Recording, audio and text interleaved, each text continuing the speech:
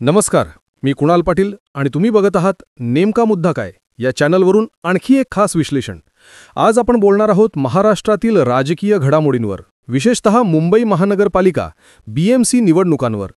नुकत्याच बिहार विधानसभा निवडणुकांचे निकाल लागले आहेत, ज्यात महागठबंधनची मोठी हार झाली आहे. आणि आता महाराष्ट्रातही स्थानिक स्वराज्य संस्थांच्या निवडणुकांची धामधूम सुरू आहे. यात एक मोठी बातमी समोर आली आहे. काँग्रेस पक्ष मुंबई महानगरपालिकेच्या निवडणुकीत स्वबळावर लढणार आहे. हा निर्णय कसा घेण्यात आला, त्याचे परिणाम काय होऊ शकतात आणि एकूणच राजकीय समीकरणं कशी बदलत आहेत, याबद्दल आज सविस्तर चर्चा करूया. सर्वप्रथम थोडक्यात पार्श्वभूमी समजून घेऊया. महाराष्ट्रात 2019 पासून महाविकास आघाडी ही आघाडी अस्तित्वात आहे, ज्यात शिवसेना, उद्धव ठाकरे गट, राष्ट्रवादी काँग्रेस पार्टी NCP आणि काँग्रेस यांचा समावेश आहे. लोकसभा आणि विधानसभा निवडणुकांमध्ये या आघाडीने एकत्र येऊन महायुती म्हणजेच भाजप, शिवसेना, शिंदे गट विरुद्ध लढत दिली होती. पण आता स्थानिक निवडणुकांमध्ये हे चित्र बदलत आहे. काँग्रेसच्या मुंबई युनिटच्या अध्यक्षा वर्षा गायकवाड यांनी नुकताच जाहीर केलंय की पक्ष BMC निवडणुकीत एकट्यानं लढेल.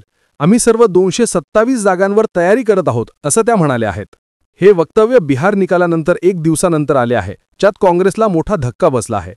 आता या निर्णयामागचं कारण काय? काँग्रेसचे नेते सांगतात की मुंबईत पक्षाची मोठी ताकद आहे.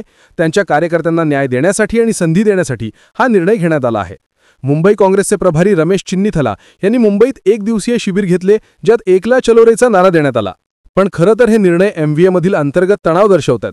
उदाहरणार्थ शिवसेना UBT आणि मनसे राज ठाकरे यांच्यातील जवळीक काँग्रेसला पटत नाही. मनसेची उत्तर भारतीय आणि बिहारी लोकांबद्दलची भूमिका ओळखून काँग्रेसला अशी चिंता आहे की याचा परिणाम इतर राज्यांतील मतदारांवर होऊ शकतो. बिहारमध्येही काँग्रेसनं RJD सोबत मैत्रीपूर्ण लढाया लढल्या, ज्यात पक्षाला केवळ 5-6 जागा मिळाल्या तरी 63 जागांवर उमेदवार उभे केले होते.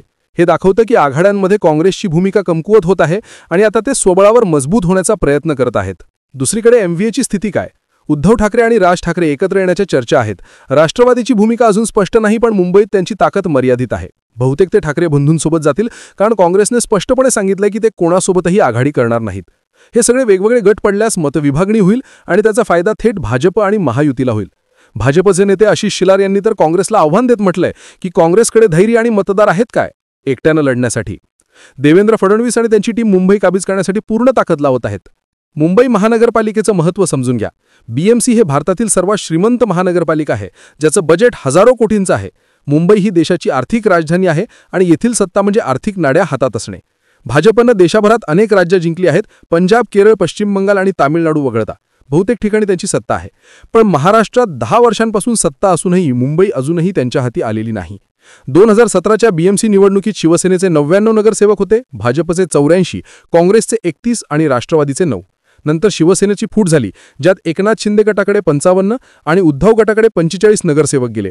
आता जर काँग्रेस एकटी लढली तर मराठी मत ठाकरे गटांकडे एकवटेल, पण उत्तर भारतीय आणि इतर मत भाजपकडे जाईल. या निर्णयाचे परिणाम काय? प्रथम, मतविभागणीमुळे भाजप शिंदे आघाडीला फायदा होईल. दुसरे, काँग्रेसची स्वतःची ताकद तपासली जाईल. बाळासाहेब थोरात म्हणतात की आमचा महापौर होऊ शकतो, पण 30-35 नगरसेवकांसह ते शक्य वाटत नाही. तिसरे, MVAची एकता धोक्यात आहे.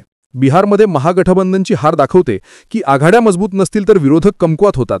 काँग्रेसनं जर MVA सोबत लढले असते तर भाजपला मोठी टक्कर देता आली असती, पण आता हे निर्णय पक्षाच्या अंतर्गत राजकारणावर आधारित दिसतात, म्हणजेच कदाचित कार्यकर्त्यांना प्रोत्साहन देण्यासाठी किंवा दिल्लीतील हायकमांडच्या दबावामुळे. पण एक गोष्ट नक्की, भाजप निवडणुकीच्या 2 वर्षाआधी तयारी करतं. ते प्रत्येक वॉर्डचा अभ्यास करतात, मतदार यादी तपासतात आणि रणनीती आखतात. उलट MVA मधील पक्ष वेगळे झाले तर ते कमकुवत होतील. उदाहरणार्थ, जर उद्धव आणि राज ठाकरे एकत्र आले आणि राष्ट्रवादी त्यांच्यासोबत गेली तर मराठी मत एकवटेल, पण उत्तर भारतीय मत म्हणजेच मनसेच्या भूमिकेमुळे प्रभावित होईल, ते भाजपकडे जाईल. एकनाथ शिंदे गटाचीही मोठी ताकद आहे. ते ग्रामीण आणि शहरी भागात मजबूत आहेत. शेवटी हा निर्णय काँग्रेससाठी धोकादायक ठरू शकतो. देशभरात पक्षाची स्थिती कमकुवत आहे आणि महाराष्ट्रात MVA सोबत राहूनच ते भाजपला टक्कर देऊ शकतात. पण आता स्वबळावर लढण्याचा निर्णय घेऊन ते रोईकिंग घेत आहेत. याचे निकाल काय होतील? मुंबईत भाजपचा विजय जवळ येईल की काँग्रेस आश्चर्यकारक कामगिरी करेल, हे पाहणं रोचक असेल. तुम्हाला या निर्णयाबद्दल काय वाटते? कमेंट बॉक्समध्ये तुमची मते नोंदवा. जर तुम्ही आमच्या नेमका मुद्दा काय चॅनलला सबस्क्राईब केले नसाल तर आत्ताच करा. आम्ही फेसबुकवरही आहोत, तिथे फॉलो करा. धन्यवाद. जय महाराष्ट्र.